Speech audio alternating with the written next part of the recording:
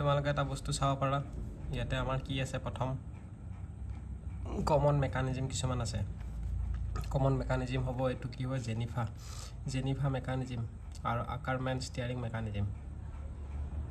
আকাৰমেন steering মেকানিজমত all part turning pair হয় বুজি পাইছা ষ্টিয়াৰিংটো টাৰ্ণ কৰে না সেইকাৰণে তেনেকৈ মই দেখিলে অল পাৰ্টছ টাৰ্নিং পেয়াৰ হয় আৰু আকাৰমেন ষ্টিয়াৰিং মেকানিজমটো আৰু ডেভিছ আৰু এটা আছে ডেভিছ ষ্টিয়াৰিং বুলি আছে ডেভিছ ষ্টিয়াৰিং আছে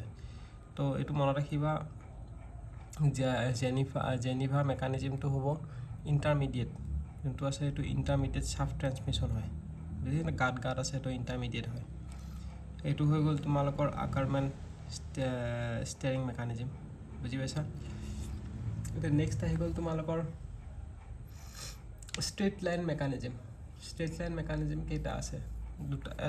দুটা বস্তু আছে এটা হ'ল ষ্ট্ৰেইট লাইন মেকানিজম দুটা আছে এটা হ'ল একজেক্ট ষ্ট্ৰেইট লাইন মেকানিজম আৰু এটা হৈ গ'ল এপ্ৰক্সিমেট ষ্ট্ৰেইট লাইন মেকানিজম বুজি পাইছা একজেক্ট ষ্ট্ৰেইট লাইন আৰু এপ্ৰক্সিমেট ষ্ট্ৰেইট লাইন তো একজেক্ট ষ্ট্ৰেইট লাইনটো কেনেকৈ মনত ৰাখিবা যে এনেকৈ first PHSE for exact straight line তো তিনিটাই আছে এটা আছে তোমাৰ একজেক্ট ষ্ট্ৰেইট লাইনত কি PD ষ্টাৰ্ট যদি হয় ফাৰ্ষ্ট হ'ব একজেক্ট ষ্ট্ৰেইট লাইন PD যদি ষ্টাৰ্ট হয় PE Peaucellier mechanism Hart's mechanism Scott's Russell mechanism এইকেইটা PHS দি ষ্টাৰ্ট হৈছে আৰু E for exact straight line বুজি পাইছা এইটো চোৱা স্কটছ ৰাছেল মেকানিজম হয়নে হাৰ্টছ মেকানিজম পেকুলিয়াৰ্ছ মেকানিজম এইটো বুজি পাইছা আৰু এপ্ৰক্সিমেট ষ্ট্ৰেইট লাইন বাকীখিনি আৰু ফাৰ্ষ্ট ৱৰ্ডটো বাকীখিনি আছে যেনেকৈ তোমালোকৰ গ্ৰাছ হোপাৰ আছে ৰবাৰ্ট মেকানিজম আছে মডিফাইড স্কটছ ৰাছেল মেকানিজম আছে ৱাট ইণ্ডিকেটৰ মেকানিজম আছে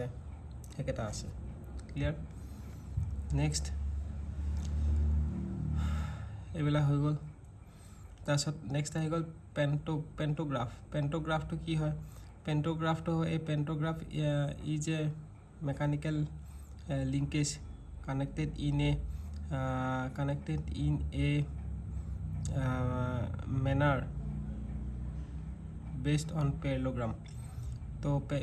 এইটো পেৰেলোগ্ৰাম মেনাৰত হয় পেণ্টোগ্ৰাফত মানে তোমাৰ কি কৰে মেইন কামটো হ'ল এনলাৰ্জ কৰে বা আইডেণ্টিকেল বনায় বা কপি কৰিব পাৰি সেই তেনেকুৱা ধৰণৰ ড্ৰয়িংটো মানে এনলাৰ্জ ছিষ্টেমত কৰিব পৰা বা আইডেণ্টিকেল ড্ৰয়িঙো বনাব পাৰি বা কপি কৰিব পাৰি সেইটো হ'ল পেণ্টোগ্ৰাফ বুজি পাইছা সেইটো পেণ্টোগ্ৰাফৰ কাম বাকী আৰু কি আছে মই চাই লওঁ এইখনটো হৈ গ'ল তাৰপিছত গিয়াৰ মেকানিজম আহিছে ইয়াৰ পৰা তো বেলেগ কি আছে চাই লওঁ এইটো চোৱা তোমালোকে ষ্টিয়াৰিং মেকানিজম যোনটো আছে দুটা আছে এটা হ'ল ডেভিছ মেকানিজম আৰু এটা ইণ্টাৰমিডিয়েট মেকানিজমটোতো বুজি পাইছাই সেইটোতো বাৰু বুজি পেলা কিন্তু যোনটো ষ্টিয়াৰিং মেকানিজম আছে দুটা আছে এটা ডেভিছ আৰু আকাৰমেন ষ্টিয়াৰিং মেকানিজম দুটা আছে ডেভিছ মেকানিজম আৰু আকাৰমেন মেকানিজম বুজি পাইছা মেকানিকেল এডভান্টেজ কি হয় mechanical advantage load divide by effort mechanical advantage কি হয় লোড ডিভাইড বাই এফৰ্ট তাৰপিছত যেতিয়া F divide by FI T divide by TI এইটো কি হয় এইটো একচুৱেলি তোমাৰ আউটপুট ডিভাইড বাই ইনপুট তেনেকুৱা হয়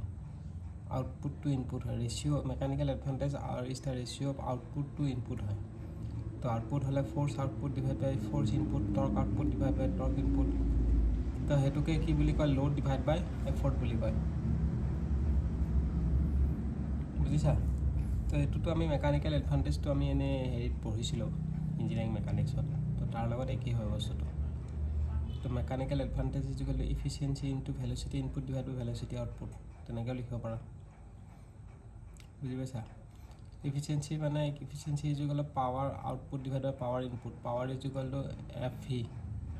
তো সেই তেনেকৈ হৈছে বস্তুটো পাৱাৰ ইজুকেল টু FV তাৰপিছত পাৱাৰ ইজুকেল FV হ'ল তাৰপিছত আমি ইফিচিয়েঞ্চিটো input divide by output divide by ইনপুটে হয় তো FVটো কি হয় F naught divide by FI এইটোতো আমাৰ মেকানিকেল এডভান্টেজ হৈ গ'ল তাৰপিছত V naught divide by V I হৈ গ'ল তো সেইটো efficiency is equal to mechanical advantage into efficiency is equal to mechanical advantage into V naught divide by V I সেইটো হ'ব বুজি পাইছা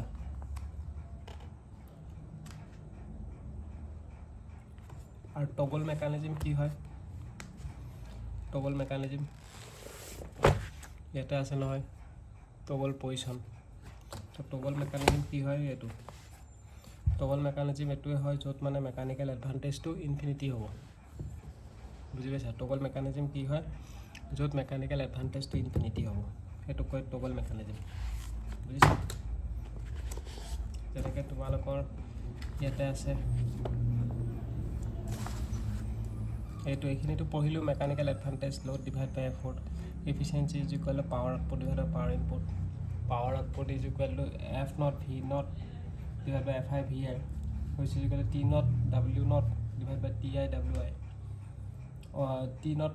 omega I divided by omega T naught omega naught divided by Ti omega I তো এইটোতো হৈ গ'ল mechanical advantage তো তেনেকৈ ওলাই ল'ব পাৰি এই পোৰ্চনটো মেকানিকেল এডভান্টেজ হ'ব এই পোৰ্চনটো মেকানিকেল এডভান্টেজ হ'ব